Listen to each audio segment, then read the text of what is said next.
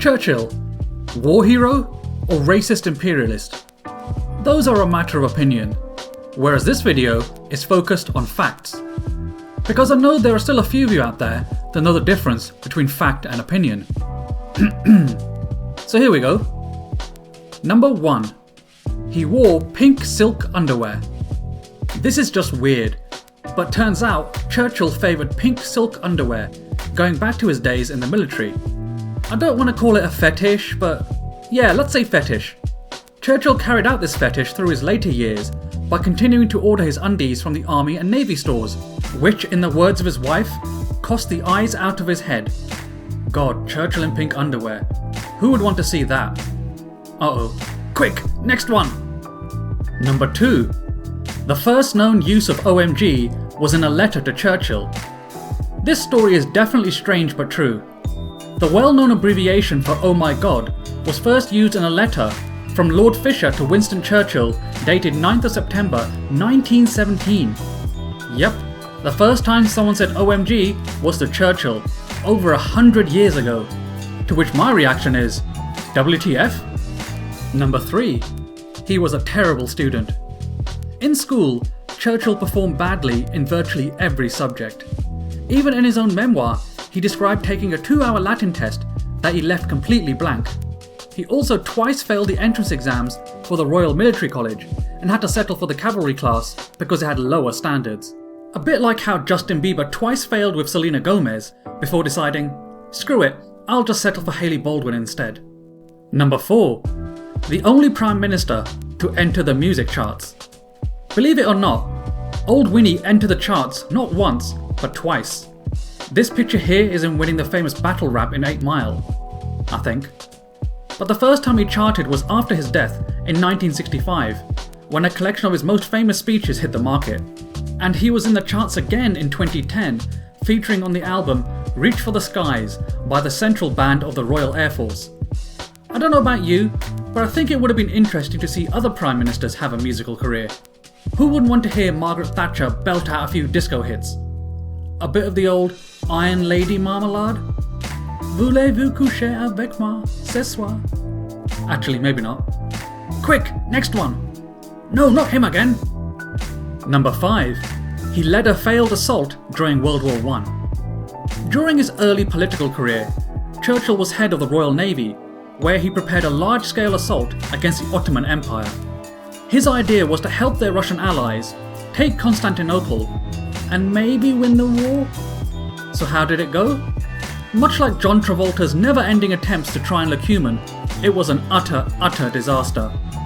When Allied battleships entered the fight, the Ottomans sank 3 of them, seriously damaged 3 others, and the rest chickened out quicker than Shaggy and Scooby seeing their own shadow. It was a major embarrassment, and many MPs blamed Churchill personally, and he was demoted as a result. Number 6. His election record isn't that great. When Churchill first came to power, it was only because the then Prime Minister had to resign through ill health. And even then, he was only leader of a coalition, with other experienced MPs around him. Like when they told Christian Bale he could be Batman. It's like, yeah, you can take the lead, but let's get some people around you who actually know what they're doing. So when there was finally a proper election after the war, to the shock of everyone, Churchill lost. Badly. Nobody saw it coming. It was like when Leicester won the Premier League back in 2016. Everyone was like, wait, what the hell? Where did they come from? To his credit, he took it on the chin, saying, they have a perfect right to kick us out. That is democracy. That is what we've been fighting for. He returned to power in 1951, which again was part of a coalition. So yeah, vote of confidence, not that great. Number 7. He bribed Spain to not join the Nazis. According to a recently uncovered MI6 report, Churchill was notified that Adolf Hitler had secretly met with General Franco. 2 of history's most evil men having a meeting? That's a scary thought. That's like Thanos having a secret meeting with Jeff Bezos. This incident freaked out Churchill so much that the only plan he could come up with was to bribe Spanish generals to make sure they didn't join the Nazis. In total, the British government paid Spain almost $200 million, which is the same as the cost of the entire Hangover trilogy, or one Kylian Mbappe. Number 8. He flashed his winky to the president. You may find this hard to believe, but Churchill wasn't exactly a shy individual. This is best exemplified when he once removed his bath towel in front of President Roosevelt, declaring he had nothing to hide. So come on, Boris, let's see what you're made of. Number 9. Controversial opinions on race. Okay, I saved this one for the end. Firstly, Churchill hated Gandhi, calling him a seditious Middle Temple lawyer now posing as a fakir, and he said he didn't have a problem if he died during his hunger strikes. Though looking at him, I think Churchill could have used a few hunger strikes of his own, if you know what I mean.